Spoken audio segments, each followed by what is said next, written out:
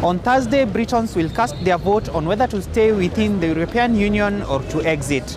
The world is watching with bated breath as the referendum approaches, whose result could greatly impact the world's economy and have its ripple effects being felt here in Kenya. So at the moment, they have enjoyed a huge amount of talent from EU, continental EU, into the UK without the need for any immigration. There's no need for visa, etc.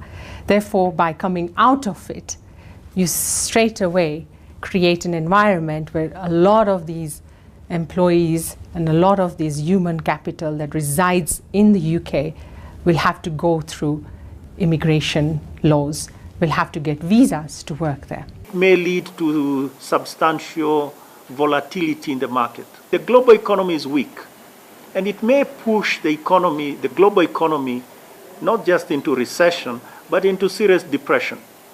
And this is something that is a risk, and it is there, particularly if you add on to that that it would also signal a change in political landscape around the world, The United States Federal Reserve Chair Janet Yellen has already stated that the possibility of Brexit is one of the factors that led to the Fed's decision to keep interest rates on hold. The governor of the Bank of England, Mark Carney, said that Brexit could lead to a short-term economic shock which could mean negative economic growth in the UK for at least 6 months. Swedish Finance Minister Margot Wallström has weighed in on the matter, saying the British referendum could lead to the breakup of the EU. Jill explains how. If they do exit, then other EU countries, other EU member states, could also opt to go down a route of referendum. So the impact could be substantial because other citizens of EU could ask for a referendum. A proposed visit by Prime Minister David Cameron to Kenya this month may have been held in abeyance pending the results of the referendum. Cameron has hinged his legacy on a yes vote winning the referendum, which will mean that Britain will remain a part of the EU.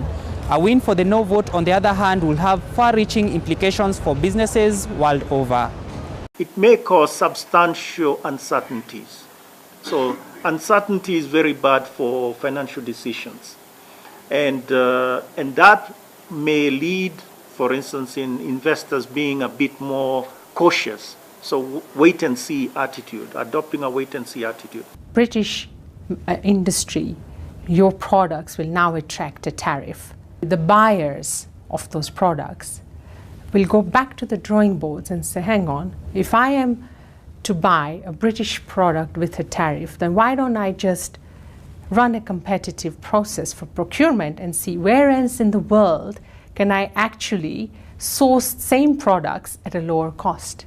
The EU is a union comprised of 28 countries, of which 19 share a single currency, the euro. Last year, the United Kingdom was fourth on the list of Kenya's top destinations for her exports, with 40.7 billion shillings worth of exports transacted. The Brexit referendum came about when Prime Minister David Cameron promised to hold a referendum if he won the 2015 general election.